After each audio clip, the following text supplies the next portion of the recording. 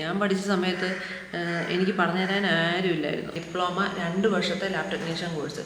ഇത് മെയിൻ കാര്യം നിങ്ങൾ മനസ്സിലാക്കേണ്ടത് +2 സയൻസ് പാസ്സായിരിക്കുന്നവർക്ക് മാത്രമേ ഈ DMLT ലാബ് ടെക്നീഷ്യൻ കോഴ്സിന് ചേരാൻ വേണ്ടി പറ്റുള്ളൂ. ഹായ് ഗൈസ്, അപ്പോൾ ഞാൻ ഇന്നലെ ഇട്ട വീഡിയോൻ്റെ ബാക്കി ഇന്നിടാമെന്ന് വിചാരിച്ചിരിക്കുകയാണ് കേട്ടോ. അപ്പോൾ ഞാൻ പോലും കേട്ടിട്ടില്ലാത്ത ഏതൊക്കെയോ യൂണിവേഴ്സിറ്റികൾ, ഇതൊക്കെ ഏത് യൂണിവേഴ്സാണെന്ന് പോലും നമുക്ക് മനസ്സിലാകില്ല. ആ ജാതി യൂണിവേഴ്സിറ്റികളാണ് ആൾക്കാർ ഡൗട്ട് ചോദിച്ചിരിക്കുന്നത്. അപ്പോൾ എനിക്ക് തോന്നി ഞാൻ ഇന്നലെ ഓർത്തത് ഓരോരോ ഊടായ്പായിട്ടുള്ള കോഴ്സുകളെ പറ്റി വീഡിയോ ചെയ്ത് തരാമെന്നാണ്. പക്ഷെ പിന്നെ എനിക്ക് മനസ്സിലായി അങ്ങനെ ചെയ്തിട്ട് കാര്യമില്ല. ആകെ നമുക്ക് കേരളത്തിൽ 2 കോഴ്സുകൾ, 2 യൂണിവേഴ്സിറ്റികളാണ് നമുക്ക് പാരാമെഡിക്കൽ അപ്രൂവ് ആയിട്ടുള്ളത്. അതിനെപ്പറ്റി പറഞ്ഞാൽ മതിയല്ലോ. ബാക്കിയെല്ലാം നിങ്ങൾ പഠിക്കുന്നതും ഗവൺമെൻറ് അപ്രൂവ്ഡ് അല്ലാത്തതും പാരാമെഡിക്കൽ രജിസ്ട്രേഷൻ കിട്ടുകയില്ലാത്തതായിരിക്കും. അപ്പോൾ ആ 2 എന്ന് പറയുന്നത് ഒന്ന് കുഹാസും ഒന്ന് DME ആണ്, ഡയറക്ടറേറ്റ് ഓഫ് മെഡിക്കൽ എഡ്യൂക്കേഷൻ്റെ.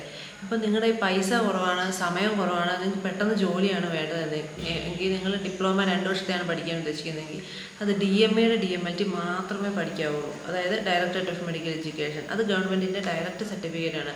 ഓരോ ജില്ലകളിലും 1, 2, 3 ഒക്കെ കോളേജുകളെ ഈ ഗവൺമെൻറ് അപ്രൂവ്ഡ് ആയിട്ടുള്ളതുള്ളൂ DMLTക്ക്.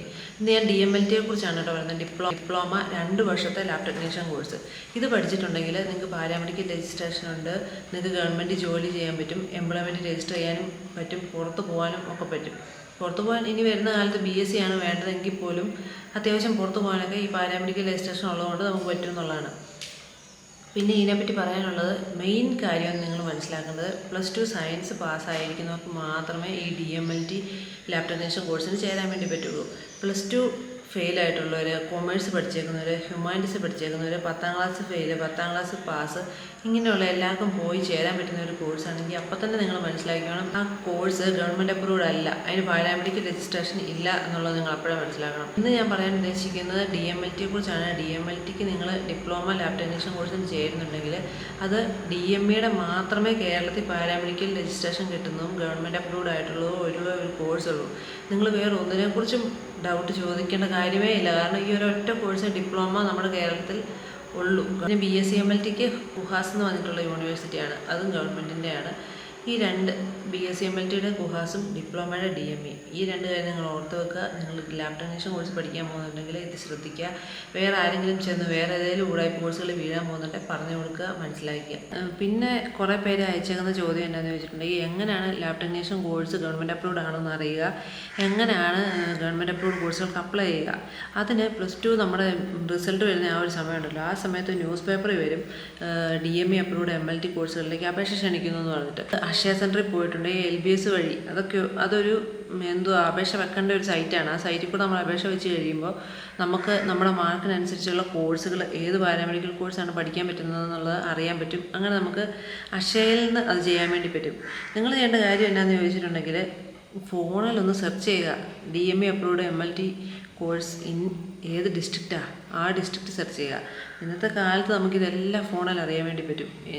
ഞാൻ പഠിച്ച സമയത്ത് എനിക്ക് പറഞ്ഞു തരാൻ ആരുമില്ലായിരുന്നു, അതുകൊണ്ടാണ് ഞാൻ പോയി പെട്ടത്.